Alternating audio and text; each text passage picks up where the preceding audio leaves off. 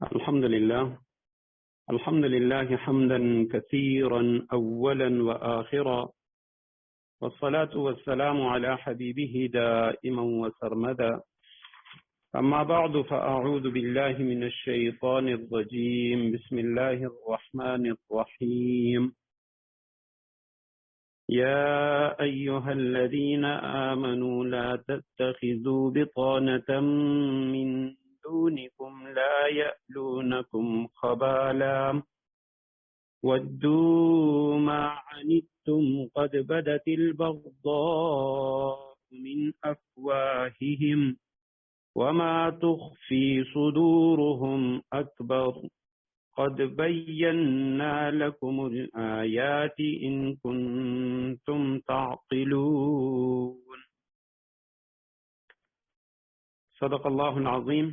اللهم صل على محمد النبي الأمي وعلى آله وأصحابه وبارك وسلم. رب اشرح لي صدري ويسر لي أمري واحلل عقدة من لساني يفقه قولي. رب زدني علما. اللهم أرنا الحق حقا وارزقنا اتباعه وأرنا الباطل باطلا وارزقنا اجتنابه. سورہ ال عمران آیت نمبر 118 ہے. یا ایھا الذین آمنوا لا تتخذوا بطانة من دونکم، اے ایمان والو اپنے سے باہر کے کسی شخص کو رازدار نہ بناؤ. لا یألونکم خبالا، یہ لوگ تمہاری بدخواہی میں کوئی کسر اٹھا نہیں رکھتے. ودوا ما عنتم، ان کی دلی خواہش یہ ہے. قد بدت البغضاء، ودوا ما عنتم، ان کی دلی خواہش یہ ہے کہ تم تکلیف اٹھاؤ. قد بدت البغضاء من افواہہم، بغض ان کے منہ سے ظاہر ہو چکا ہے. وما تخفی صدورہم اکبر، اور جو کچھ عداوت ان کے سینے چھپائے ہوئے ہیں وہ کہیں زیادہ ہے. قد بینا لکم الآیات، ہم نے پتے کی باتیں تمہیں کھول کھول کر بتا دی ہیں. ان کنتم تعقلون، بشرطے کہ تم سمجھ سے کام لو. یا ایھا الذین آمنوا لا تتخذوا بطانہ، اے ایمان والو لا تتخذوا، یا ایھا الذین آمنوا کا صیغہ قرآن کریم میں 86 بار آ چکا ہے. لا تتخذوا، تم نہ بناؤ. بطانۃ من دونکم، بطانہ کہتے ہیں ولی کو، دوست کو، رازدار کو، بھیدی کو. اصل میں یہ جو لفظ ہے بطانہ، یہ بطانۃ الرجل عرب کہتے ہیں آدمی کے جو اہل و عیال ہیں، اس کے جو خواص ہیں، اس کے جو محرمان راز ہیں، ان کو کہا جاتا ہے بطانۃ الرجل. اور اسی طرح گھر والی کے لیے بھی بطانۃ الرجل کا لفظ استعمال ہوتا ہے. ولیجہ جو انسان کی محبوبہ ہے تو اس کو بھی عرب بطانۃ الرجل کہتے ہیں. اور اسی طرح کپڑے کا جو استر ہوتا ہے، اندر والا حصہ لحاف کا جو انسان کے بدن کی طرف ہوتا ہے تو اسے بھی بطانہ کہا جاتا ہے. کپڑے کا باطنی حصہ جو انسانی جسم سے ملا ہوتا ہے. اور اسی سے لفظ بطن ہے، بطن پیٹ کو کہتے ہیں. تو مراد یہ ہے بطانہ سے یعنی وہ چیز جو انسان کے بہت زیادہ قریب ہو. تو ایسی دوستی کہ جس میں آپ کسی کافر کو رازدار بنا دیں، کسی کو اپنا بھیدی بنا دیں، تو کافروں کو کبھی بھیدی نہ بنائیں، ایسا نہ کریں. من دونکم،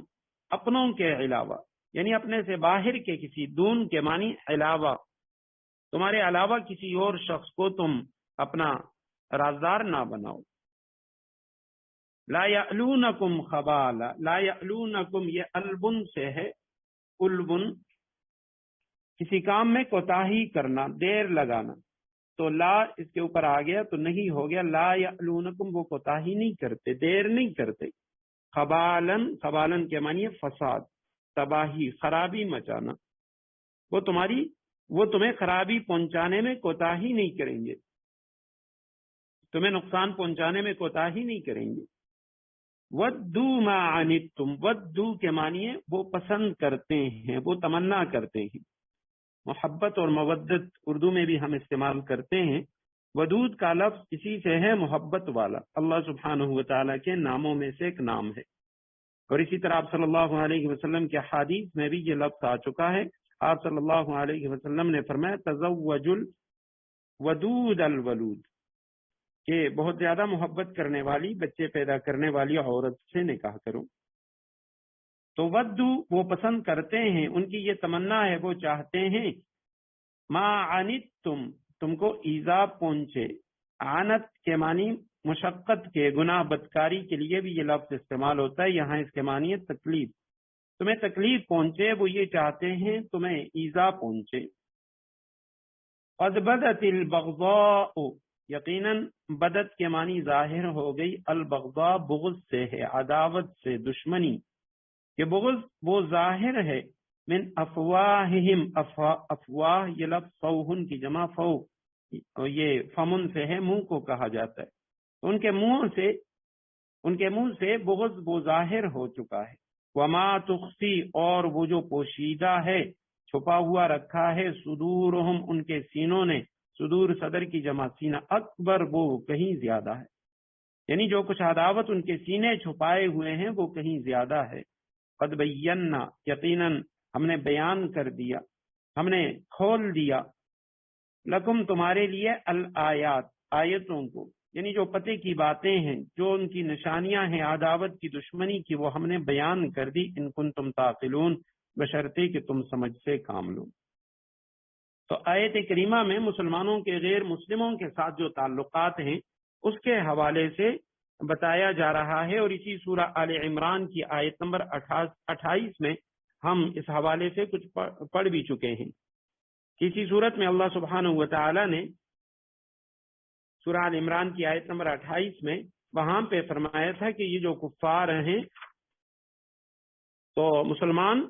مومن لوگ وہ مسلمانوں کو چھوڑ کر کافروں کو اپنا یار و مددگار نہ بنائیں، اور جو ایسا کرے گا اس کا اللہ سے کوئی تعلق نہیں، الا یہ کہ تم ان کے ظلم سے بچنے کے لیے بچاؤ کا کوئی طریقہ اختیار کرو، اور اللہ تمہیں اپنے عذاب سے بچاتا ہے اور اسی کی طرف سب کو لوٹ کر جانا ہے۔ یہ سورہ آل عمران کی آیت نمبر 28، اور اس کے ضمن میں ہم نے پڑھ لیا تھا کہ دو شخصوں یا دو جماعتوں میں جو تعلقات ہوتے ہیں ان کے مختلف درجات ہیں۔ مثلا جو پہلا درجہ ہے وہ قلبی موالات اسے کہا جاتا ہے، دلی مودت و محبت، تو یہ صرف مومنین کے ساتھ خاص ہے، غیر مومن کے ساتھ مومن کا تعلق کسی حال میں یہ جو دلی تعلق ہے، قلبی موالات ہے، یہ قطعاً جائز نہیں۔ اور دوسری جو صورت ہے وہ یعنی دو شخصوں کے درمیان وہ مواسات کی ہوتی ہے، جس کو ہم ہمدردی کہتے ہیں، خیر خواہی، نفع رسانی۔ تو جو اہل حرب ہیں یعنی مسلمانوں کے مقابلے میں لڑنے والے جو کفار ہیں، ان کے علاوہ سب غیر مسلموں کے ساتھ آپ ہمدردی، خیر خواہی کر سکتے ہیں۔ اور تیسرا جو لفظ ہے اس کو کہا جاتا ہے مدارات، پہلا موالات ہے، دوسرا مواسات ہے، اور تیسرا مدارات ہے، یعنی ظاہری خوش خلقی، دوستانہ برتاؤ، یہ بھی تمام غیر مسلموں کے ساتھ جائز ہے، جبکہ اس سے مقصود ان کو یعنی دینی نفع پہنچانا ہو، یا وہ کسی مسلمان کے ہاں مہمان ہوں، یا ان کے شر سے یا ضرر سے اپنے آپ کو بچانا مقصود ہو، تو خوش خلقی کے ساتھ دوستانہ برتاؤ یہ بھی ان کے ساتھ کیا جا سکتا ہے۔ اور اس آیت میں جو فرمایا کہ الا ان تتقوا منهم تقا، تو اس میں یہی مراد ہے کہ کافروں سے یعنی موالات تو جائز نہیں ہے، مگر ایسی حالت میں کہ جب ان سے تم اپنا بچاؤ کرنا چاہو تو ظاہری خوش خلقی سے پیش آ سکتے ہو۔ اور جو چوتھا درجہ ہے وہ معاملات کا ہے۔ معاملات وہ یہ ہیں کہ کفار سے تجارت یا جو اجرت و ملازمت یا صنعت و حرفت کے معاملات وہ کیے جا سکتے ہیں، ان کے ہاں ملازمت کرنا یا کسی کافر کو اپنا ملازم رکھنا یا اسے کوئی کام کروانا، کوئی صنعت و حرفت، اگر اس کے پاس کوئی صنعت ہے تو اس کے وہ کوئی پیشہ جانتا ہے اس سے کام کروانا، تو یہ تمام غیر مسلموں سے جائز ہے، بجز ایسی حالت کے کہ ان معاملات سے عام مسلمانوں کو نقصان پہنچتا ہو۔ البتہ یہ جو آج کی آیت کریمہ ہے، آیت نمبر 118، جس میں فرمایا لا تتخذوا بطانۃ من دونکم، تو اس میں ایک اور بات بھی بعض حضرات مفسرین کرام نے اس کے ضمن میں لکھی ہے، وہ یہ کہ کفار کو اسلامی مملکت کے جو اعلیٰ عہدے ہیں، جو کلیدی عہدے ہیں، ان پر فائز کرنا درست نہیں۔ اور قرآن کریم کی یہ آیت کریمہ، اس کے علاوہ دیگر کئی آیات اور احادیث وہ اس بات پہ دلالت کرتی ہیں۔ مثلا حضرت ابو موسیٰ اشعری رضی اللہ تعالیٰ عنہ کی روایت ہے کہ انہوں نے ایک ذمی غیر مسلم کو وہ کاتب اپنا سیکرٹری رکھ لیا۔ حضرت عمر رضی اللہ تعالیٰ عنہ کے علم میں جب یہ بات آئی تو آپ نے انہیں سختی سے ڈانٹا اور فرمایا کہ تم انہیں اپنے قریب نہ کرو، جبکہ اللہ نے انہیں دور کر دیا ہے، اور ان کو عزت نہ بخشو جبکہ اللہ نے انہیں ذلیل کر دیا ہے، اور انہیں امین رازدار مت بناؤ جبکہ اللہ نے انہیں خائن قرار دیا ہے۔ اور حضرت عمر رضی اللہ تعالیٰ عنہ نے پھر یہی آیت کریمہ سورہ آل عمران کی یہ آیت کریمہ ارشاد فرمائی، اس آیت کریمہ کو تلاوت فرمائی۔ امام قرطبی رحمہ اللہ وہ فرماتے ہیں کہ اس زمانے میں اہل کتاب کو سیکرٹری اور امین بنانے کی وجہ سے احوال بدل گئے تھے، اور اسی وجہ سے غبی لوگ وہ سردار اور عمرا بن گئے، یعنی یہ بنو امیہ اور بنو عباس کے دور کی وہ بات فرما دیں۔ اور اس کے بعد یعنی اگر آج کے دور میں ہم دیکھیں تو بدقسمتی سے آج کے جتنے بھی اسلامی ممالک ہیں، ہمارے اپنے ملک میں بھی بہت سارے ایسے کلیدی عہدے ہیں کہ جن کے اوپر ایسے لوگوں کو کہ جو نہ مسلمان ہیں نہ مسلمانوں کے خیر خواہ ہیں، اور ان کو لایا جاتا ہے، ان عہدوں پر، کلیدی عہدوں پر بٹھایا جاتا ہے، اور یہ قرآن کریم کے اس نہایت اہم حکم کی خلاف ورزی ہو رہی ہے۔ اور اگر اس کے مقابلے میں ہم دیکھیں تو بعض ایسے ممالک کے مثلا روس اور چین کے بارے میں لکھا ہے کہ وہاں کسی بھی ایسے شخص کو جو وہاں کا نظام ہے، اگر اس کے مطابق اس کا ایمان نہ ہو تو اس کو کلیدی عہدے نہیں دیے جاتے، ان کو ملک کے حکمران اور ملک کے جو بڑے عہدے ہیں وہ ان سے نہیں نوازا جاتا۔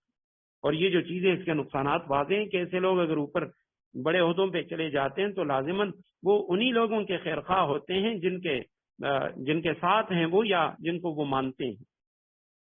فرمائے ایمان والوں، اپنے سے باہر لا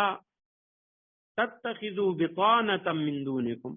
اپنے سے باہر کے کسی شخص کو رازدار نہ بناؤ، لا یعلونکم خبالا، یہ تمہاری بدخواہی میں کوئی کسر اٹھا نہیں رکھتے، ودوا ما عنتم، ان کی دلی خواہش یہ ہے کہ تم تکلیف اٹھاؤ،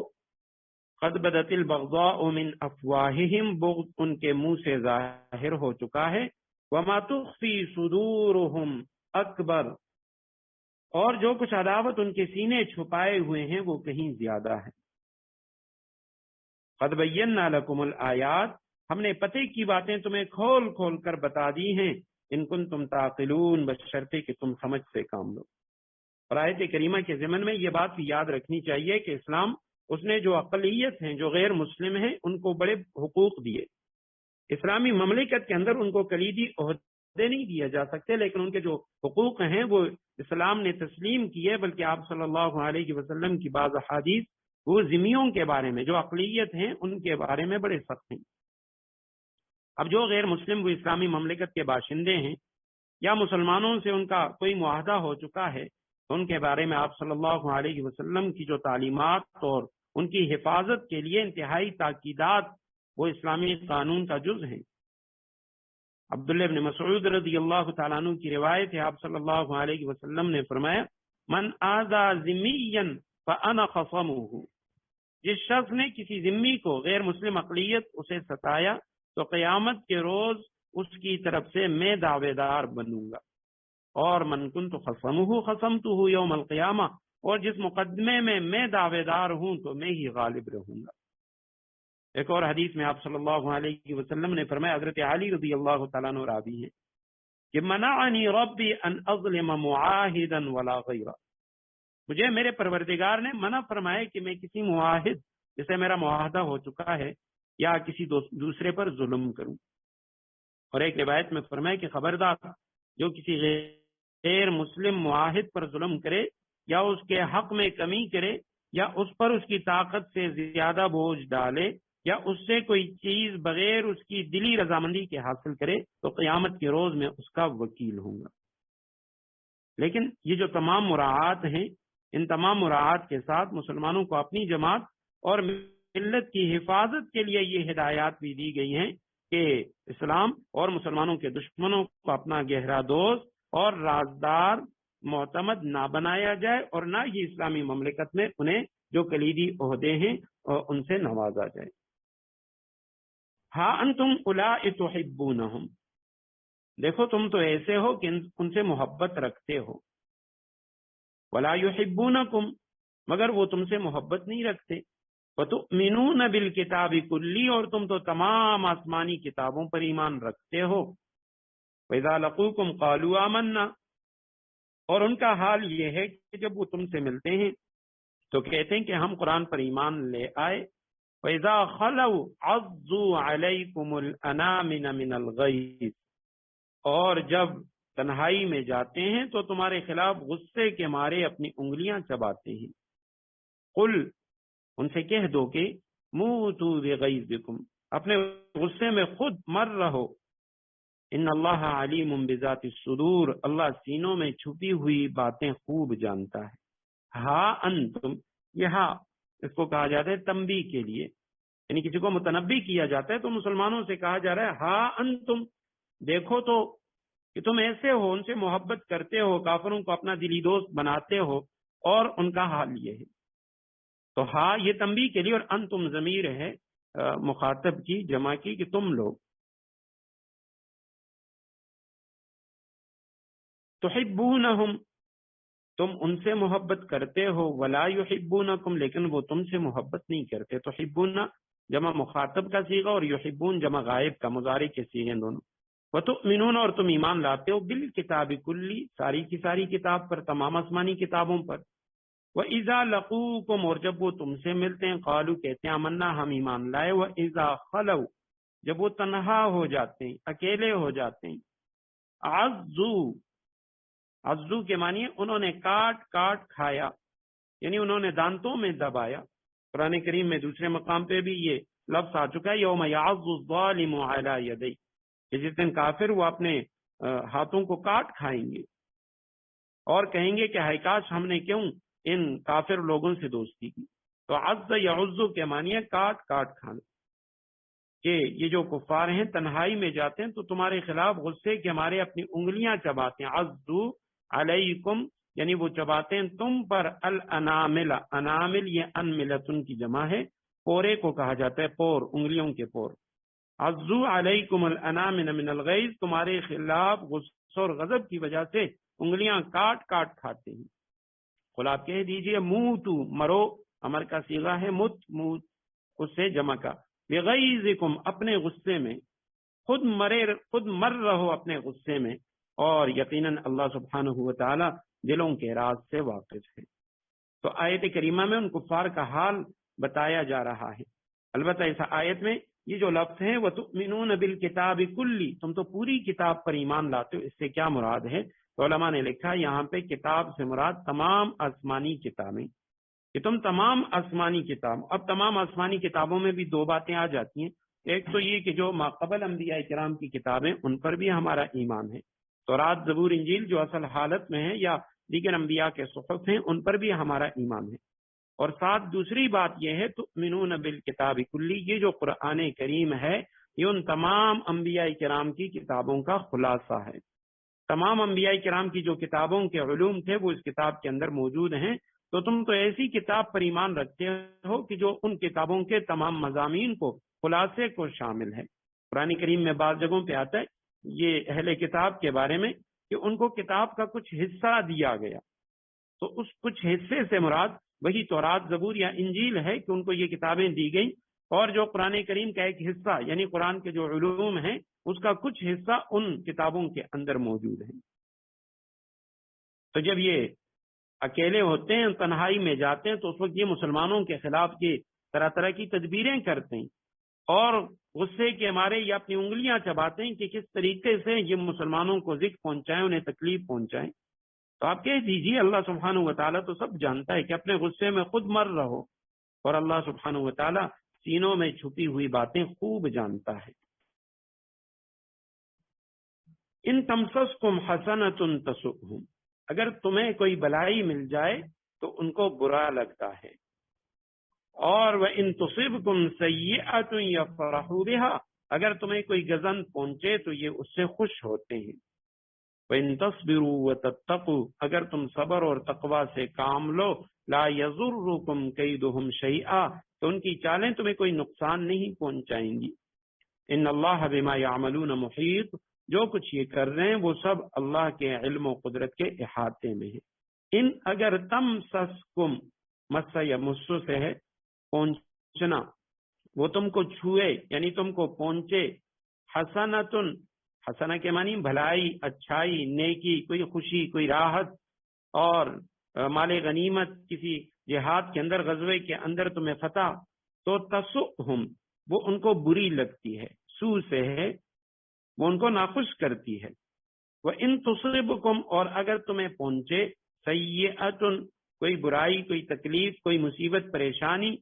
تو یفرحوا، وہ خوش ہوتے ہیں، فرح سے یفرحوا، وہ خوش ہوتے ہیں، بہا، اس پر۔ وَإِن تَصْبِرُوا، اور اگر تم صبر کرو، وَتَتَّقُوا، اور خدا خوفی اختیار کرو، لا یضرکم، لا یضرکم، لا یضر، تمہیں تکلیف نہیں پہنچا سکتی، لا یضر، وہ تکلیف نہیں پہنچا سکتے تمہیں، تو وہ سے مراد کیدہم، جو بعد میں آ رہا ہے ان کی تدبیریں، قید، اچھی تدبیر، بری تدبیر، مکر و فریب، چال داؤ، سب اس کے معنی آتے ہیں، تو ان کی جو تدبیریں ہیں وہ تمہیں، اگر تم صبر و تقوی سے کام لو تو ان کی چالیں اور تدبیریں تمہیں کوئی نقصان نہیں پہنچائیں گی۔ ان اللہ بما یعملون محیط، یقیناً اللہ سبحانہ و تعالیٰ کے علم و وہ جو کچھ کر رہے ہیں تو اللہ کے علم اور قدرت کے احاطے میں ہے۔ تو آیت کریمہ میں جو اچھائی ہے اس کے لیے مس کا لفظ آ چکا ہے۔ اگر تمہیں کوئی بھلائی مل جائے اور آگے تصیبکم، تمہیں پہنچے، سیئۃ، اس کے لیے یعنی پہنچنے کا لفظ آ چکا ہے برائی کے لیے۔ تصبروا اور تتقوا کے کیا معنی ہے؟ تو ایک معنی تو یہی ہے، ان تصبروا، اگر تم کفار کی طرف سے جو ایذا، جو تکالیف تمہیں پہنچائی جا رہی ہیں ان پر صبر کرو، اور وتتقوا، خدا خوفی اختیار کرو، اللہ کا ڈر آپ کے دل میں ہو، تو ان کی تدبیریں تمہیں کوئی بڑا نقصان نہیں پہنچا سکتی۔ دوسرا معنی یہ ہے وَإِن تَصْبِرُوا،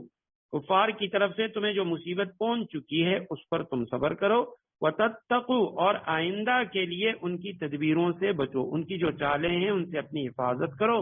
لا يَضُرُّكُمْ كَيْدُهُمْ شَيْئًا، تو ان کی چالیں وہ تمہیں کوئی نقصان نہیں پہنچا سکتی، کہ آئندہ کے لیے وہ لوگ جو بھی چال کریں، جو بھی تمہارے خلاف تدبیر، تو اس سے تم بچنے کی کوشش کرو، تو یقیناً ان کی کوئی تدبیر وہ کارگر ثابت نہیں ہوگی۔ ان اللہ بما یعملون محیط، یقیناً اللہ سبحانہ و تعالیٰ کے علم و قدرت کے احاطے میں ہے جو کچھ یہ لوگ کر رہے ہیں۔ وَإِذْ غَدَوْتَ مِنْ أَهْلِكَ تُبَوِّئُ الْمُؤْمِنِينَ مَقَاعِدَ لِلْقِتَالِ وَاللَّهُ سَمِيعٌ عَلِيمٌ۔ وَإِذْ غَدَوْتَ مِنْ أَهْلِكَ تُبَوِّئُ الْمُؤْمِنِينَ، اے پیغمبر صلی اللہ علیہ وسلم، جنگ احد کا وہ وقت یاد کرو، غدوت من اہلک، جب تم صبح کے وقت اپنے گھر سے نکل کر،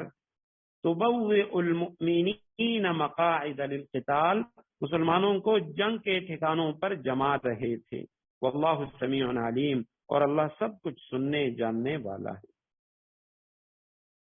سب سے پہلے تو یہاں سورہ آل عمران رکوع نمبر 13 یہاں سے شروع ہو گئی، تو ماقبل کے ساتھ اس کا ربط یہ ہے کہ یہ جو آخری آیت تھی رکوع نمبر 12 کی، وَإِن تَصْبِرُوا وَتَتَّقُوا، اگر تم صبر کرو اور تقوی اختیار کرو، بچو ان کفار کی تدبیر سے یا خدا خوفی اختیار کرو، تو کفار کی جو تدابیر ہیں، ان کی تدبیریں، وہ تمہیں کوئی نقصان نہیں پہنچا سکتی۔ اور اس رکوع نمبر 13 کے اندر دو واقعات ہیں مختصر، غزوہ بدر کا بھی ہے اور غزوہ احد کا بھی ہے۔ اور غزوہ بدر میں آپ صلی اللہ علیہ وسلم صحابہ کرام کو فتح ہوئی، غزوہ احد میں بظاہر شکست ہوئی، آپ صلی اللہ علیہ وسلم صحابہ کرام کو تکالیف پہنچی، کچھ صحابہ وہ شہید ہوئے، اور اسی کے ضمن میں یہ آیت نمبر 125 میں بلا ان تصبروا وتتقوا، وہی لفظ پھر آ چکا ہے، ان تصبروا وتتقوا ویاتوکم من فورہم، کہ صبر اور تقوی، خدا خوفی اور صبر، یا کفار کی طرف سے جو تکالیف آتی ہیں ان پر صبر، وتتقوا، اور ان کی جو تدبیریں ان سے اپنے آپ کو بچاؤ گے تو اللہ سبحانہ و تعالیٰ بھی تمہاری حفاظت فرمائیں گے۔ یعنی اللہ سبحانہ و تعالیٰ اسباب اختیار کرنے کے بعد جو نتیجہ ہے تو فرماتے ہیں وہ اللہ کے سپرد کریں اور ایسا نہ کریں کہ جی آپ تعطل کا شکار ہوں. تعطل یہ ہے کہ بغیر اسباب کے اللہ سبحانہ و تعالیٰ کے پر بھروسہ کریں. اگرچہ اللہ سبحانہ و تعالیٰ وہ قادر ہیں، اس طرح بھی وہ اپنے نبی کو مسلمانوں کو فتح دے سکتے ہیں، لیکن ساتھ ساتھ اسباب کی اختیار کرنے کی دعوت دی جا رہی ہے. تو دونوں کے درمیان ربط یہ ہے کہ غزوہ بدر میں آپ صلی اللہ علیہ وسلم اور صحابہ کرام کے اسی کمال تقوی اور کمال صبر کی وجہ سے فتح نصیب ہو گئی. اور اس کے مقابلے میں احد کے اندر جب کچھ صحابہ ان کی بے صبری وہ سامنے آئی تو اس وجہ سے نبی علیہ السلام اور صحابہ کرام کا بڑا نقصان ہوا. 70 صحابہ وہ اس میں شہید ہو گئے. آیت کریمہ کا ترجمہ یہ ہے کہ جب تم صبح کے وقت اپنے گھر سے نکل کر مسلمانوں کو جنگ کے ٹھکانوں پر جما رہے تھے اور اللہ سب کچھ جاننے والا ہے. غدوتا آپ صبح سویرے، غدوہ اور غدا کے معنی اول النہار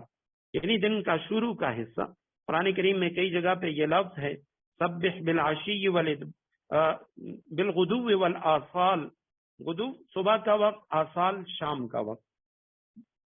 من اہل کا اپنے گھر سے، یہاں پہ حضرت عائشہ رضی اللہ تعالیٰ عنہ کا حجرہ مراد ہے.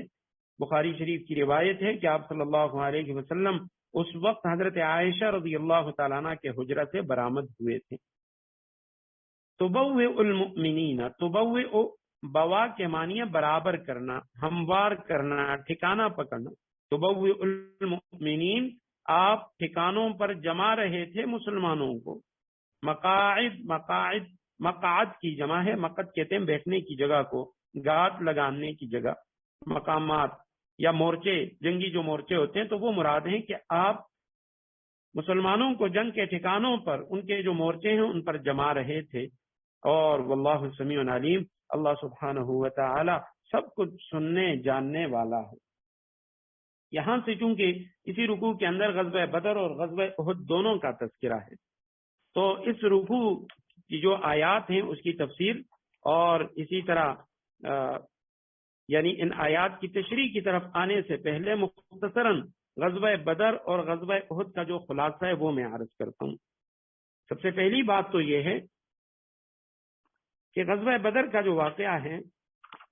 سن 2 ہجری میں رمضان المبارک کے مہینے میں غزوہ بدر پیش آیا. اور اس سے پہلے غزوہ بدر سے پہلے ایک اور غزوہ ذو العشیرہ اس غزوے کا نام ہے، وہ غزوہ پیش آیا تھا جس میں آپ صلی اللہ علیہ وسلم نے مشرکین مکہ کی طرف سے ایک لشکر جو شام کی طرف جا رہا تھا اس لشکر کو، یعنی ایک قافلہ تھا اور اس کے پیچھے آپ صلی اللہ علیہ وسلم نے 150 یا 200 مہاجرین ان کو بھیجا تھا. اور اس میں یعنی سواری کے لیے صحابہ کرام کے پاس جو 200 صحابہ تھے صرف 30 اونٹ تھے اور باری باری وہ اس پہ سوار ہو رہے تھے اور اس سے مقصود قریش کا وہ قافلہ تھا جو شام کی طرف جا رہا تھا. لیکن جب یہ صحابہ کرام ذو العشیرہ تک پہنچے تو وہاں پتہ چلا کہ اس قافلے کے پہنچنے سے پہلے، صحابہ کرام کے وہاں پہنچنے سے پہلے وہ قافلہ یہاں سے نکل چکا ہے اور وہ شام چلا گیا. ان کا جو تجارتی قافلہ تھا وہاں پہ انہوں نے جو تجارت کرنی تھی وہ کر لی اور وہ قافلہ اب واپس آ رہا ہے. تو اس قافلے کی واپسی پر جب آپ صلی اللہ علیہ وسلم کو اطلاع ملی تو آپ صلی اللہ علیہ وسلم نے صحابہ کرام کو حکم دیا کہ آپ اس قافلے کے پیچھے نکلیں. اور اس قافلے کے پتہ لگانے کے لیے آپ صلی اللہ علیہ وسلم نے حضرت طلحہ ابن عبید اللہ اور سعید ابن زید رضی اللہ تعالیٰ عنہ کو حالات کا پتہ لگانے کے لیے شمال کی جانب روانہ کیا تھا. اور یہ دونوں صحابی مقام حورا تک تشریف لے گئے، وہیں پہ ٹھہرے. اور جب یہ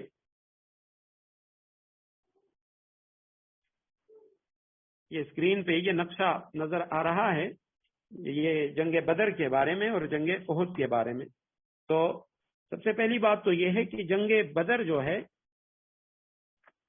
یہ بدر کے نام سے، بدر یہ مدینہ منورہ کے جنوب مغرب میں تقریباً 20 میل کے فاصلے پر ہے. بدر ابن قیس ابن صبا نامی ایک شخص تھا، تو اس نے یہاں پہ کنواں کھودا تو بعد میں اس کنویں کو بدر کہا گیا، بعد میں اس پورے علاقے کا نام وہ بدر پڑ گیا. اور یہ غزوہ 17 رمضان 2 ہجری یعنی 11 مارچ 624 عیسوی کو یہ غزوہ ہوا تھا. تو اس کے اندر یہ بدر کا جو مقام ہے یہ واضح ہے کہ جو مختلف قبائل تھے یا مکہ مکرمہ والوں کا جو قافلہ تھا وہ کس طرف سے یہاں بدر کے مقام پر آیا تھا، یا ابو سفیان کا جو قافلہ تھا وہ کس طریقے سے جو شام سے واپس مکہ کی طرف آ رہا تھا اور راستے میں مدینہ منورہ کا راستہ چھوڑ کے یہ یعنی سائیڈ میں یہ جو جدہ کے قریب یہاں پہ سیف البحر سمندر کے کنارے کنارے سے ہوتے ہوئے وہ قافلہ نکل گیا تھا، اور جو ابو جہل کا لشکر مکہ سے آیا تھا تو بدر کے مقام پہ آپ صلی اللہ علیہ وسلم کی ان سے لڑائی ہوئی تھی۔ تو جب یہ صحابی وہاں پہنچے حورا کے مقام پر تو انہوں نے وہاں پہ انتظار کیا، وہیں ٹھہرے تاکہ ابو سفیان کا قافلہ آئے۔ تو ابو سفیان وہ بھی بڑا زیرک شخص تھا، تو وہ جب یہاں کے ایک چشمے پر پہنچا تو اس چشمے پر جیسے ہی پہنچا تو اس نے وہاں پہ اونٹ کی جو مینگنیاں ہیں وہ دیکھی، اس نے وہ اٹھائیں اور اس کو اس نے درمیان میں سے 2 ٹکڑے کیا تو اس سے جو کھجور نکلی، تو اس کھجور کی جو گٹلی تھی اسے دیکھ کے وہ کہنے لگا کہ ہمارے پیچھے کچھ جاسوس لگے ہوئے ہیں، ہمارا پیچھا کیا جا رہا ہے، اور میں یقین سے کہتا ہوں کہ یہ جو کھجور کی گٹلی ہے یہ مدینہ منورہ کی کھجور ہے، اور مدینہ سے محمد صلی اللہ علیہ وسلم نے ہمارے پیچھے لوگوں کو لگائے۔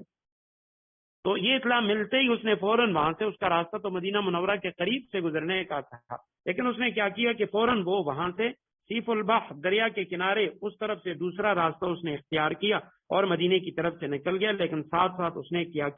کہ مکہ کی طرف ایک قاصد کو بھیج دیا، جلدی سے ایک قاصد کو بھیجا کہ جا کے مکہ والوں کو آپ اطلاع دیں کہ آپ کا جو قافلہ ہے وہ معرض خطر میں ہے، وہ خطرے میں ہے۔ اور اس قافلے کے اندر اہل مکہ کی بہت بڑی دولت تھی، 1000 اونٹ تھے جن پر کم از کم 50,000 دینار یعنی تقریباً 262 کلو سونے کی مالیت کا ساز و سامان اس کے اوپر لدا ہوا تھا،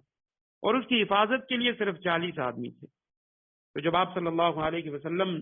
ان کی طرف آئے، ان کا پیچھا کیا، اور چونکہ آپ صلی اللہ علیہ وسلم نے صحابہ کرام کو یہ نہیں بتایا تھا کہ جی ہم بدر کے مقام کی طرف جائیں گے، اصل تو یہی تھا کہ جی ان لوگوں کا پیچھا کرنا ہے۔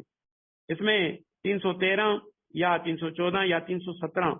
صحابہ کرام تھے آپ صلی اللہ علیہ وسلم کے ساتھ، جن میں سے 82 یا 83 یہ مہاجر تھے اور بقیہ انصار تھے، اور انصار میں سے 61 صحابہ یہ قبیلے اوس کے تھے اور 170 صحابہ یہ قبیلے خزرج کے تھے۔ خزرج یہ بڑا قبیلہ تھا، اوس اس کے مقابلے میں چھوٹا قبیلہ تھا۔ آپ صلی اللہ علیہ وسلم کے پاس 70 اونٹ تھے اور صرف 2 گھوڑے تھے، ایک گھوڑا حضرت زبیر ابن عوام کا تھا اور دوسرا حضرت مقداد ابن اسود کا تھا، اور جو 70 اونٹ تھے ان پہ یعنی ہر اونٹ پر 2 یا 3 آدمی وہ باری باری سوار ہوتے تھے، اور آپ صلی اللہ علیہ وسلم کے پاس جو اونٹ تھا تو اس میں آپ صلی اللہ علیہ وسلم کے ساتھ حضرت علی اور حضرت مرثد بن ابی مرثد غنوی رضی اللہ تعالیٰ عنہ، تو اس اونٹ پہ آپ صلی اللہ علیہ وسلم اور یہ 2 صحابہ وہ باری باری سوار ہوتے تھے۔ تو جب آپ صلی اللہ علیہ وسلم نے اس قافلے کا پیچھا کیا، ابو سفیان کا قافلہ بچ نکلا، اس نے مکہ قاصد بھیجا تھا، وہاں سے ابو جہل انہوں نے یعنی لشکر تیار کیا، 1000 بندے جن کے پاس 700 اونٹ تھے، 100 گھوڑے تھے، عتبہ ابن ربیہ یہ ان کے سردار تھے۔ تو یہ بدر کے مقام پہ آ گئے، اور یہ اسکرین پہ یہ نقشہ نظر آ رہا ہے، وہاں پہ آپ صلی اللہ علیہ وسلم نے دعائیں بھی مانگی، تفصیلی واقعہ ہے اس کے لیے یعنی کئی گھنٹے درکار ہیں، اور اس پہ سیرت مصطفیٰ جو مولانا ادریس کاندیلوی رحمہ اللہ کی سیرت کی کتاب ہے، بڑی عمدہ کتاب ہے، اس کے اندر تفصیل سے یہ واقعہ، اور اسی طرح سیرت پہ الرحیق المختوم جو ایک اہل حدیث عالم انہوں نے لکھی ہے، مولانا صفی الرحمان مبارک پوری نے، ہندوستان کے تھے، انہوں نے لکھی ہے، اور یہ بھی یعنی مستند روایات کے حوالے سے بڑی عمدہ کتاب ہے، تو اس میں بھی اس میں بڑی تفصیل مل سکتی ہے۔ تو آپ صلی اللہ علیہ وسلم اور ابو جہل ان کے درمیان یہ لڑائی ہوئی، تو اس میں 14 صحابہ کرام شہید ہوئے، اور کفار میں سے 70 جو کفار تھے وہ جہنم واصل ہوئے۔ مال غنیمت میں آپ صلی اللہ علیہ وسلم کو 10 گھوڑے اور 150 اونٹ ملے۔ یہ تو غزوہ بدر کا خلاصہ ہے۔ ان آیات میں مزید اس حوالے سے کچھ باتیں آئیں گی، انشاءاللہ اسی کے ضمن میں اس پہ گفتگو کریں گے۔ غزوہ احد کا خلاصہ یہ ہے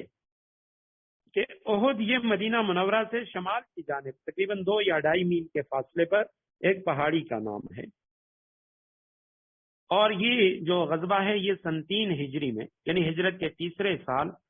شوال کے مہینے میں 6 شوال یا 11 شوال ہفتے کا دن تھا اور یہ غزوہ پیش آیا. اور اس میں ہوا یہ کہ کفار جن کو یعنی ابو سفیان، ان لوگوں نے غزوہ بدر کا بدلہ لینے کے لیے انہوں نے کیا کیا کہ لشکر تیار کیا اور انہوں نے کہا کہ وہ جو مال ہم لے کے آئے تھے، ہمارا جو قافلہ بچ گیا تھا جس میں تقریباً 262 کلو سونے کی مالیت اور دیگر چیزیں تھیں، تو انہوں نے کہا اس میں سے کوئی بھی شخص کچھ بھی نہیں لے گا، یہ سارا مال ہم مسلمانوں کے خلاف خرچ کریں گے. اور انہوں نے اس موقع پہ بدر کے جو مقتولین تھے ان پہ نوحہ بھی نہیں کیا اور عہد میں اپنی ساتھ عورتیں بھی لے لی کہ بھئی کسی حال میں ہم نے مسلمانوں کو چھوڑنا نہیں ہے اور بدلہ لینا ہے. 3000 کا ان کا لشکر تھا، 700 ان کے جو جوان تھے وہ زیرپوش تھے اور 200 ان کے پاس یعنی گھڑ سوار تھے، گھوڑے تھے 200. آپ صلی اللہ علیہ وسلم کے پاس 1000 کا لشکر، اس میں سے بھی 300 وہ عبداللہ ابن ابی جو رئیس المنافقین تھے، تو ان کے ساتھ یہ 300 افراد جو تھے یہ واپس ہو گئے راستے سے. تو آپ صلی اللہ علیہ وسلم کے ساتھ صرف 700 مسلمان وہ باقی رہے، 50 گھوڑے تھے. اور اس غزوہ احد کے اندر 70 صحابہ کرام شہید ہوئے اور 22 کفار مارے گئے تھے. اس سے قبل آپ صلی اللہ علیہ وسلم نے خواب بھی دیکھا اور جس کی تعبیر آپ صلی اللہ علیہ وسلم نے خود ہی بتا دی تھی، اور اس میں آپ صلی اللہ علیہ وسلم نے کچھ گایوں کا تذکرہ کیا، اپنی تلوار ذوالفقار کا ذکر کیا کہ میں نے دیکھا کہ اس میں دندانے پڑ گئے تھے، اور آپ صلی اللہ علیہ وسلم نے اس کی تعبیر یہی بیان فرمائی کہ میرے کچھ صحابہ شہید ہوں گے اور میرے گھر والوں میں سے کچھ لوگ جو ہیں وہ اللہ کے راستے میں شہید ہوں گے. حضرت حمزہ رضی اللہ تعالیٰ عنہ کی بھی اسی غزوے میں شہادت ہوئی تھی. اور غزوہ احد سے قبل چونکہ مکہ سے ایک بڑا لشکر آ رہا تھا، تو آپ صلی اللہ علیہ وسلم نے صحابہ کرام سے مشورہ لیا کہ جس حوالے سے ہمیں کیا کرنا چاہیے، کہ مکہ کے اندر رہ کے مقابلہ کرنا چاہیے یا مکہ سے باہر جا کے ہمیں یعنی کفار کا مقابلہ کرنا چاہیے.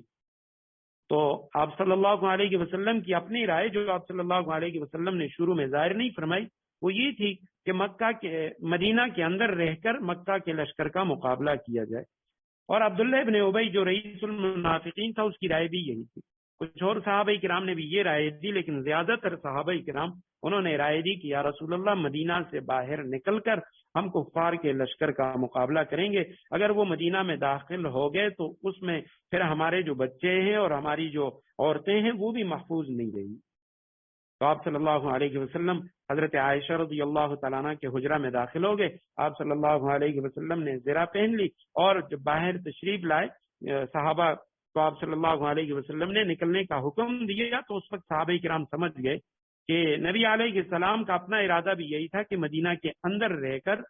ہم کفار کا مقابلہ کریں. تو کچھ صحابہ کرام نے مشورہ کیا کہ ہم نبی علیہ السلام کے سامنے یہ بات رکھتے ہیں کہ یا رسول اللہ اگرچہ اکثریت کی رائے یہی ہے، لیکن جیسے آپ اللہ کے رسول ہیں، آپ بہتر سمجھتے ہیں جو آپ کی رائے ہے تو ہم اسی کی طرف لوٹتے ہیں. تو آپ صلی اللہ علیہ وسلم نے فرمایا کسی نبی کے لیے یہ جائز نہیں کہ وہ جہاد کی تیاری کر لے اور تلوار اٹھا لے، زیرہ پہن لے، اس کے بعد وہ اپنے ارادے کو چھوڑ دے. تو یہ خلاصہ ہے غزوہ احد کا اور غزوہ بدر کا. تو اب ہم آتے ہیں ان آیات کی طرف. وَإِذْ غَدَوْتَ مِنْ أَهْلِكَ تُبَوِّئُ الْمُؤْمِنِينَ مَقَاعِدَ لِلْقِتَالِ، یہ غزوہ احد کی طرف اشارہ ہے کہ پیغمبر صلی اللہ علیہ وسلم جنگ احد کا وہ وقت یاد کرو. غدوت من اہلک، جب صبح کے وقت آپ اپنے گھر سے نکل گئے، اور تبوئ المؤمنین مقاعد للقتال، مسلمانوں کو آپ جنگ کے ٹھکانوں پر جما رہے تھے. واللہ سمیع علیم، اللہ سبحانہ و تعالی سب کچھ سننے جاننے والا ہے. اس نقشے کے اندر بھی وہ جگہ موجود ہے کہ آپ صلی اللہ علیہ وسلم نے غزوہ، یہ جو احد کا پہاڑ ہے غزوہ احد میں، اس کو اپنے پیچھے رکھا، اور جہاں سے دشمن کے آنے کا خطرہ تھا جبل الرمات جس کو کہا جاتا ہے تیر اندازوں کی، وہ جو پہاڑی تھی اس پہ آپ صلی اللہ علیہ وسلم نے عبداللہ ابن جبیر رضی اللہ تعالی عنہ کو امیر بنا کے 50 صحابہ کرام کی ڈیوٹی لگائی کہ آپ لوگوں نے یہ جبل الرمات پہ، اس پہاڑی پہ، اس جگہ پہ آپ لوگوں نے یہیں پہ کھڑا رہنا ہے. یہ نقشے کے اندر نظر آ رہا ہے. اور پھر انہی صحابہ کرام میں سے جب 40 صحابہ نے، جس وقت آپ صلی اللہ علیہ وسلم کو ابتداءً اس میں فتح ہو گئی، تو انہوں نے مال غنیمت سمیٹنے کے لیے وہ پہاڑی سے نیچے اترے. خالد ابن ولید جو اس وقت تک مسلمان نہیں ہوئے تھے، انہوں نے پہاڑ کے پیچھے سے آ کے اسی پہاڑی والی طرف سے حملہ کیا، اور یہ حضرت عبداللہ ابن جبیر رضی اللہ تعالیٰ عنہ اپنے باقی 9 ساتھیوں کے ساتھ شہید ہو گئے۔ اللہ سبحانہ و تعالیٰ سب کچھ سننے والا، جاننے والا ہے۔ تو یہاں من اہلکا سے مراد حضرت عائشہ رضی اللہ تعالیٰ عنہ کا حجرہ کہ وہاں سے آپ صلی اللہ علیہ وسلم نے اذ ہمت طائفتان منکم ان تفشلا، جب تمہیں میں کے 2 گروہوں نے یہ سوچا تھا کہ وہ ہمت ہار بیٹھی، واللہ ولیہما، حالانکہ اللہ ان کا حامی و ناصر تھا، وعلی اللہ فلیتوکل المؤمنون، مؤمنوں کو اللہ ہی پر بھروسہ رکھنا چاہیے۔ اذ ہمت، جب ہم، یہم کے معنی اس نے ارادہ کیا، اس نے قصد کیا، اور یہ ایسا لفظ ہے جو عزم مصمم کے لیے بھی آتا ہے، اور محض یعنی جو خفیف ہلکا سا خیال دل میں آتا ہے اس کے لیے بھی یہ لفظ آتا ہے۔ سورہ یوسف کے اندر یہ لفظ آئے گا کہ زلیخا کے بارے میں ہمت بھی وہم بہا، زلیخا نے یوسف علیہ السلام کا قصد کیا اور یوسف علیہ السلام نے زلیخا کا قصد کیا۔ تو وہاں ہمہ کا لفظ دونوں کے لیے آ چکا ہے، لیکن دونوں کے معنی میں فرق ہے کہ ایک ہمہ سے مراد عزم مصمم ہے، پختہ ارادہ، اور دوسرے ہم سے مراد محض خفیف سا خیال۔ تو جب تم میں سے بعض لوگوں نے، ہمت طائفتان، 2 گروہوں نے، طائفتان یہ 2 گروہ، 2 جماعتیں، 2 فرقے، طائفتن کی یہ تثنیہ ہے، طائفتن، طائفتان، اور یعنی آگے جو ہمت طائفتان، جب تم میں سے 2 گروہ انہوں نے ارادہ کیا، انہوں نے یہ سوچا، ان تفشلا، یہ کہ وہ بزدلی دکھائیں، تفشلا کے معنی ہے وہ دونوں بزدلی کریں، فشلن بزدل کو کہا جاتا ہے، بزدلی کرنا، ہمت ہار دینا، واللہ ولیہما، اللہ سبحانہ و تعالی ان دونوں کا، دونوں گروہوں کا حامی تھا، ناصر تھا، مددگار تھا، وعلی اللہ، اور اللہ پر ہی، فلیتوکل، چاہیے کہ توکل کریں، المؤمنون، مومن، مومنوں کو اللہ ہی پر بھروسہ رکھنا چاہیے۔ تو یہاں آیت کریمہ میں ان 2 گروہوں سے کیا مراد ہے؟ تو جیسا ابھی ہم نے غزوہ احد کے تذکرے میں پڑھ لیا کہ عبداللہ ابن ابی رئیس المنافقین، یہ قبیلہ خزرج کے بڑوں میں سے تھا، مدینہ منورہ میں ابھی اس کی یعنی حکمرانی آنے والی تھی، لوگوں نے اس کا انتخاب کر لیا تھا اور اس کے لیے سونے کا ایک تاج بنا دیا تھا کہ مدینہ منورہ میں ہمارا جو بادشاہ ہوگا وہ عبداللہ ابن ابی ہوگا۔ لیکن اللہ کی قدرت، انہی دنوں میں آپ صلی اللہ علیہ وسلم نے مکہ سے مدینہ ہجرت فرما لی، صحابہ کرام بہت سارے، اوس اور خزرج تمام قبائل کے مسلمان ہو گئے، تو اس کی وہ جو بادشاہت تھی وہ خطرے میں پڑ گئی، تو اس وجہ سے اس کا قبیلہ جو خزرج تھا اس کے زیادہ تر لوگ مسلمان ہو گئے تھے، تو اس نے بھی اسلام قبول کر لیا، لیکن کبھی دل سے یہ مسلمان نہیں ہوا، یہ منافق تھا اور منافقین کا سردار تھا۔ تو جب اس نے یہ رائے دی کہ مدینہ کے اندر رہ کے مشرکین مکہ کا مقابلہ کیا جائے، اور آپ صلی اللہ علیہ وسلم نے جو زیادہ صحابہ کرام کی رائے تھی اس کو ترجیح دی، تو یہ مدینہ سے تو نکلا آپ صلی اللہ علیہ وسلم کے ساتھ، لیکن باہر نکل کر مقام شوط پر، اس مقام پہ جب یہ پہنچا تو کہنے لگا چونکہ ہماری رائے نہیں مانی گئی تو لہٰذا ہم لوگ واپس جاتے ہیں۔ تو یہ ان 300 منافقین کو لے کر یہ واپس مدینے کی طرف آ گیا۔ تو اس دوران صحابہ کرام میں سے بعض ایسے صحابہ جو سچے مخلص مسلمان تھے، ان میں 2 قبیلے، بنو حارثہ اور بنو سلمہ، ان کے دل وہ بھی ڈگمگا گئے۔ یہ بنو حارثہ یہ اوس کی شاخ ہے اور بنو سلمہ یہ خزرج کی شاخ ہے، اور یاد کرنے کے لیے آسان لفظ کہ بنو حارثہ میں اگر ہم دیکھیں تو اس میں سین نہیں ہے اور اوس میں سین ہے، تو لہٰذا یہ اوس قبیلے کی شاخ ہے، یعنی مخالف کی، اوس کی شاخ بنو حارثہ، اور خزرج کی شاخ بنو سلمہ، کہ خزرج میں سین نہیں ہے اور بنو سلمہ میں سین موجود ہے۔ تو اوس کی شاخ بنو حارثہ اور خزرج کی شاخ بنو سلمہ، جو مخلص مسلمان تھے ان کے دل بھی ڈگمگا گئے، لیکن پھر اللہ نے ان کی مدد فرمائی اور وہ جنگ میں شامل ہو گئے۔ واللہ ولیہما، آخر میں فرمائے کہ اللہ ان کا حامی و ناصر تھا۔ حضرت جابر رضی اللہ تعالیٰ عنہ جو جن کا تعلق اسی قبیلے سے تھا،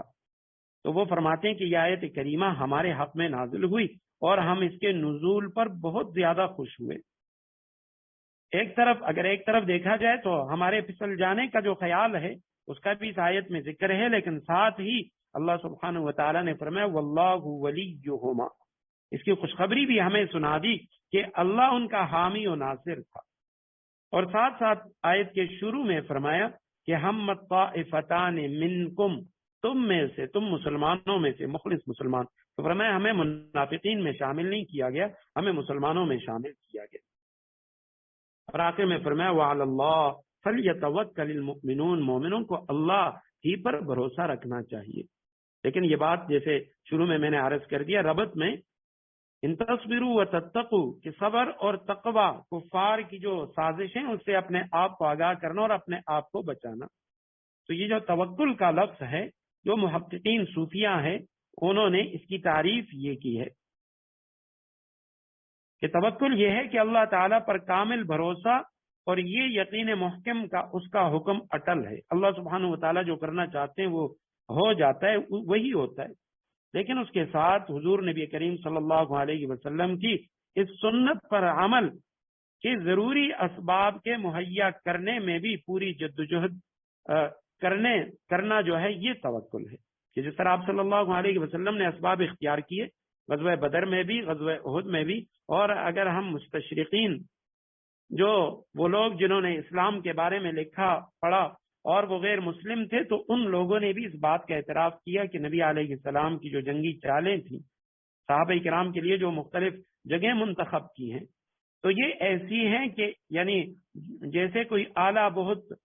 اعلیٰ جو سپہ سالار ہوتا ہے، کمانڈر ہوتا ہے، تو آپ صلی اللہ علیہ وسلم نے اس طریقے سے صحابہ کرام کے لیے وہ کمینگاہیں وہ مقرر فرمائیں۔ تو توکل کے معنی یہ ہیں کہ اسباب اختیار کرنے کے بعد اللہ سبحانہ و تعالیٰ پر نتیجہ چھوڑ دینا، اور اس کے مقابلے میں ایک اور چیز ہے جس کو تعطل کہتے ہیں۔ تعطل یہ ہے کہ اسباب بغیر اسباب اختیار کیے بس اللہ تعالیٰ پہ بھروسہ رکھے۔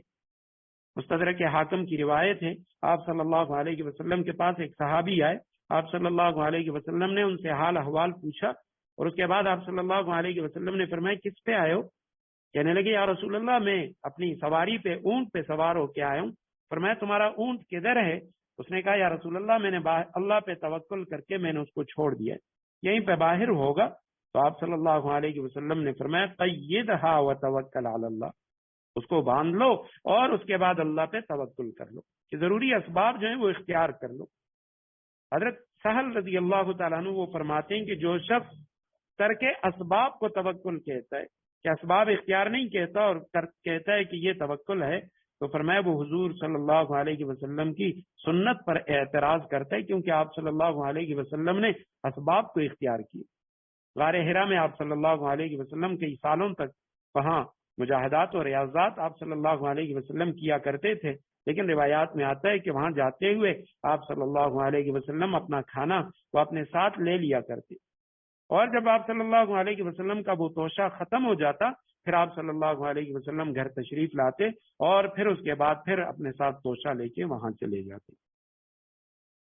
تو یہاں تک غزوہ احد کا ذکر تھا۔ اب اس کے درمیان میں فرمایا وَلَقَدْ نَصَرَكُمُ اللَّهُ بِبَدْرٍ وَأَنْتُمْ أَذِلَّةٌ فَاتَّقُوا اللَّهَ لَعَلَّكُمْ تَشْكُرُونَ، اللہ نے تو جنگ بدر کے موقع پر ایسی حالت میں تمہاری مدد کی تھی، وَأَنْتُمْ أَذِلَّةٌ جب تم بالکل بے سر و سامان تھے، فَاتَّقُوا اللَّهَ لَعَلَّكُمْ تَشْكُرُونَ لہذا صرف اللہ کا خوف دل میں رکھو تاکہ تم شکر گزار بن سکو۔ وَلَقَدْ نَصَرَكُمُ اللَّهُ اور یقیناً مدد کی اللہ نے تمہاری، بِبَدْرٍ بدر کے موقع پر، بدر کے بارے میں ہم نے پڑھ لیا، اور قرآن کریم میں یہ جو بدر کا لفظ ہے یہ صرف کسی مقام پہ آ چکا ہے، یہ بدر کا لفظ، اور قرآن کریم میں کہیں پہ بدر کا لفظ نہیں آیا۔ وَأَنْتُمْ أَذِلَّةٌ اور تم اذلہ کے معنی کمزور، نرم دل، اردو میں یہ ذلیل کی جمع ہے، لیکن اردو میں ہم جسے ذلیل کہتے ہیں عربی میں اسے ذلیل کا وہ معنی نہیں ہے، عربی میں ذلیل کا لفظ یہ کمزور کے معنی میں آتا ہے۔ انتم اذلہ تم لوگ کمزور تھے، بے سر و سامان تھے، فاتقوا اللہ لعلکم تشکرون لہذا صرف اللہ کا خوف دل میں رکھو تاکہ تم شکر گزار بن سکو۔ اور اسی بدر کے موقع پہ جب آپ صلی اللہ علیہ وسلم بدر کے میدان میں آئے، اب اصل ارادہ وہ تو ابو سفیان کے قافلے کا تھا، لیکن یہاں مقابلہ ابو جہل کا جو لشکر تھا، عتبہ کا جو لشکر تھا، اس سے مقابلہ ہوا، تو آپ صلی اللہ علیہ وسلم کے لیے عریش، چبوترا وہ بنایا گیا اور ساری رات آپ صلی اللہ علیہ وسلم اس میں کھڑے رہے، اللہ سبحانہ و تعالیٰ کے سامنے عبادت کرتے رہے، نماز پڑھتے رہے، دعائیں مانگتے رہے کہ اے اللہ اگر یہ مٹھی بھر جماعت ہلاک ہو گئی تو زمین پہ آپ کی عبادت کے لیے کوئی بھی مسلمان نہیں بچے گا۔ تو اس کے بعد اللہ سبحانہ و تعالیٰ نے آپ صلی اللہ علیہ وسلم کو خوشخبری سنائی، اور وہ خوشخبری کیا ہے؟ اذ تقول للمؤمنین، جب بدر کی جنگ میں تم مومنوں سے کہہ رہے تھے، الن یکفیکم، کیا تمہارے لیے یہ بات کافی نہیں ہے، ان یمدکم ربکم، کہ تمہارا پروردگار تمہاری مدد کو بھیج دے، بثلاثۃ آلاف، 3000 فرشتے، منزلین، اتار کر۔ اذ تقول، جب آپ فرما رہے تھے، آپ کہہ رہے تھے، واحد کا صیغہ ہے لیکن مخاطب نبی علیہ السلام ہے، جب آپ نے کہا للمومنین، مومنون، الن یکفیکم، حمزہ استفہام کا ہے، سوال کا، کیا؟ لن یکفیکم، یکفی کے معنی ہے کفایت کرنا، کافی ہونا، تو الن یکفیکم کے معنی ہو گیا کیا تمہارے لیے کافی نہیں ہے؟ کفایت اس چیز کو کہتے ہیں جو ضرورت کو اس طرح پوری کرے کہ اس کے بعد کسی کی حاجت نہ رہے، تو کیا تمہارے لیے کافی نہیں ہے؟ ان یمدکم، مد یمد، اس کے معنی ہے کسی کو یعنی لشکر یا رسد وہ مہیا کرنا، ربکم تمہارا رب وہ تمہیں مہیا کرے اور وہ تمہاری مدد کرے، بثلاثۃ آلاف، ثلاثہ کے معنی 3، آلاف الفن کی جمع، ایک الف ہے، الف کو کہا جاتا ہے حروف تعجی کا جو پہلا حرف ہے، اور الف زبر کے ساتھ، لام کے زبر کے ساتھ یہ 1000 کو کہا جاتا ہے، بثلاثۃ آلاف، آلاف اس کی جمع ہے، 3000 من الملائکۃ، فرشتوں کے ساتھ، منزلین، بھیجے ہوئے، یعنی اتار کر اللہ تمہارے لیے، تمہارا پروردگار وہ 3000 فرشتے اتار کر تمہاری مدد کو بھیج دے۔ اب یہاں پہ بلا ان تصبروا، اگلی آیت بھی پڑھ لیتے ہیں، بلا جی ہاں، ان تصبروا وتتقوا، وہی لفظ آ گیا، اگر تم صبر اور تقوی اختیار کرو، وَيَأْتُوكُم مِّن فَوْرِهِمْ، اور وہ لوگ اپنی اسی ریلے میں اچانک تم تک پہنچ جائیں، هَذَا يُمْدِدْكُمْ رَبُّكُمْ، تو تمہارا پروردگار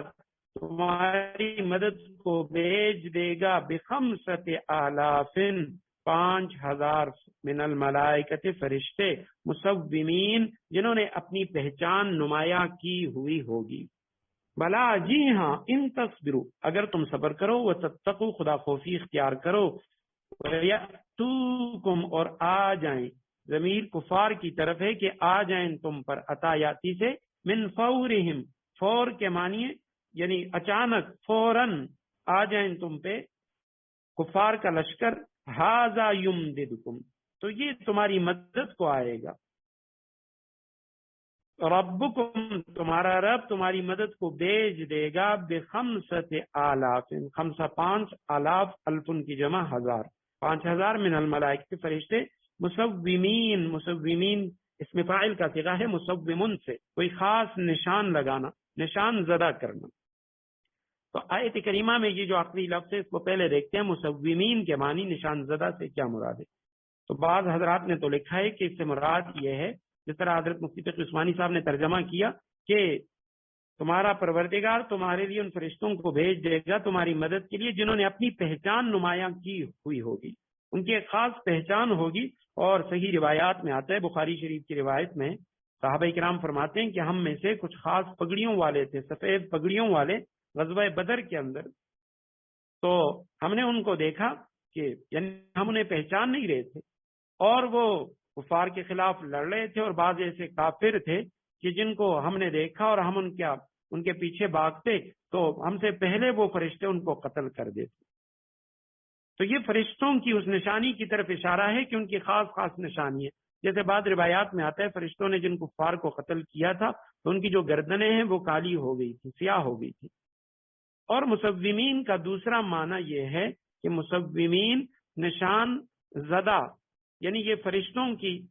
صفت نہیں ہے کہ فرشتے وہ خاص نشان نمایاں پہچان والی ہوں گی، بلکہ وہ فرشتے جو ہیں وہ ان لوگوں پر نشان لگائیں گے،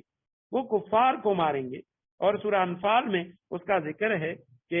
جس میں اللہ سبحانہ و تعالیٰ نے فرمایا کہ جب ہم نے فرشتوں کی طرف وحی کی اور ہم نے فرشتوں کو بھیجا اور فرشتوں سے ہم نے کہا فَاضْرِبُوا فَوْقَ الْأَعْنَاقِ وَاضْرِبُوا مِنْهُمْ كُلَّ بَنَانٍ، ان کو گردنوں پہ مارو اور ان کے پور پور کو الگ کرو۔ اور دوسری بات آیت کریمہ کی جو تشریح ہے، پہلی آیت میں 3000 فرشتوں، دوسری آیت میں 5000 فرشتوں کا ذکر ہے، تو آیا اس کے اندر تطبیق کیا ہے؟ تو سب سے پہلی بات تو یہ ہے کہ چونکہ اس جنگ کے اندر غزوہ بدر میں صحابہ کرام کی تعداد وہ بہت کم تھی اور اس کے مقابلے میں کفار ان کی تعداد 1000، صحابہ کرام کی تعداد 313، تو جو کفار کی تعداد تھی وہ 1000 تھی اور وہ مسلمانوں سے یعنی زیادہ تھے، تو سورہ انفال کی آیت کریمہ میں 1000 فرشتوں کا ذکر آتا ہے۔ یہ جو آیت کریمہ میں نے تلاوت کی، استغیثون ربکم فاستجاب لکم ربکم انی فاستجاب لکم انی ممدکم بألف من الملائکۃ مردفین، سورہ انفال آیت نمبر 9 ہے کہ جب تم اپنے رب سے مدد طلب کر رہے تھے اور اللہ نے تمہاری پکار کو سنا اور اس نے ممدکم بألف من الملائکہ 1000 فرشتوں کو بھیجا۔ اور یہاں پہ آیت کریمہ میں 3 اور 5، تو چونکہ کفار کی تعداد 1000 تھی اس لیے ان کے مقابلے میں فرشتے وہ بھی 1000 آئے۔ اب اس کے بعد مسلمانوں کی تسلی کے لیے کہ چونکہ ان کے مقابلے میں کفار وہ 3 گنا زیادہ تھے، مسلمان 300 اور ان کی تعداد وہ 1000، تو کفار ان سے 3 گنا زیادہ تھے، تو فرمایا کہ کافروں سے 3 گنا زیادہ ہم فرشتے بھیج دیں گے، وہ 1000 ہیں تو 3000 فرشتوں کا اللہ سبحانہ و تعالیٰ نے وعدہ فرمایا۔ اور مفسرین کرام فرماتے ہیں یہ 3000 فرشتے یہ یعنی بدر میں نازل ہو چکے تھے، جبکہ 5000 کا جو ذکر ہے یہ مشروط ہے ایک شرط کے ساتھ۔ صحابہ کرام کو یہ اطلاع ملی اور یہ خبر مشہور ہوئی کہ کرز ابن جابر الفہری جو مشرکین کا ایک سردار تھا کہ وہ ایک بڑا لشکر لے کے 5000 کا لشکر لے کے وہ ان لوگوں کی مدد کے لیے آ رہا ہے۔ ابو جہل کے لشکر کے پیچھے اس کا لشکر آ رہا ہے، تو صحابہ کرام میں سراسیمگی پھیل گئی، پریشان ہو گئے کہ ان کا ہم کیسے مقابلہ کریں گے، یہ لشکر بھی ہم سے 3 گنا زیادہ ہے۔ تو فرمایا اگر یاتوکم من فورہم، اگر اچانک وہ لوگ آ گئے یعنی قرظ بن جابر الفہری اس کا لشکر آ گیا، تو یمددکم ربکم بخمسۃ آلاف، تو اللہ سبحانہ و تعالیٰ بھی 5000 فرشتے تمہاری مدد کے لیے بھیج دیں گے۔ اب یہ اگلی بات ہے کہ آیا ان فرشتوں نے لڑائی کی ہے یا نہیں، تو اس میں زیادہ صحیح بات یہی ہے کہ وہ فرشتے وہ لڑے تھے اور انہوں نے جنگ بھی کیا ہے، صحیح روایات کے اندر اس کا تذکرہ بھی آتا ہے، اور قرآن کریم کے اندر سورہ انفال کی آیت نمبر 12 میں اس کا ذکر ہے، سألقی فی قلوب الذین کفروا الرعب فاضربوا فوق الاعناق واضربوا منهم کل بنان، فرشتوں کو حکم ہوا ان کی گردنوں پہ اور ان کے پور پر ان کو مارو۔ تو اس وجہ سے اکثر مفسرین اکرام وہ، جبکہ دوسرا قول یہ بھی ہے کہ فرشتوں کے نزول کا مقصد وہ صرف مسلمانوں کو روحانی تقویت اور ان کے جو حوصلے تھے وہ بڑھانا تھا، اور باقی فرشتوں نے لڑائی نہیں کی۔ آیت کریمہ کا ترجمہ ایک بار پھر کر لیتا ہوں۔ اذ تقول للمؤمنین أَلَنْ يَكْفِيَكُمْ، جب آپ مسلمانوں سے فرما رہے تھے کہ أَلَنْ يَكْفِيَكُمْ أَنْ يُمِدَّكُمْ رَبُّكُمْ، کہ کیا تمہارے لیے کافی نہیں ہے أَنْ يُمِدَّكُمْ کہ تمہاری مدد کرے تمہارا رب بثلاثۃ آلاف من الملائکہ 3000 فرشتوں کو منزلین بیچ کر اتار کر کے، اللہ 3000 فرشتوں کو تمہاری مدد کے لیے بھیج دے۔ بلا ہاں ان تصبروا وتتقوا، اگر تم صبر اور تقوی اختیار کرو، وَيَأْتُوكُم مِّن فَوْرِهِمْ، اور وہ لوگ اپنے اسی ریلے میں اچانک تم تک پہنچ جائے، یعنی قرظ ابن جابر الفہری اس کا جو لشکر ہے وہ تمہارے اوپر آ جائے، هَذَا يُمْدِدْكُمْ رَبُّكُمْ، تو اس صورت میں تمہاری مدد کو بھیج دے گا تمہارا پروردگار، بخمسۃ آلاف 5000 من الملائکۃ مسومین، فرشتے کہ جنہوں نے اپنی پہچان نمایاں کی ہوئی ہوگی۔ بارک اللہ لی ولکم فی القرآن العظیم ونفعنی وإیاکم بالآیات والذکر الحکیم، وآخر دعوانا الحمد للہ رب العالمین۔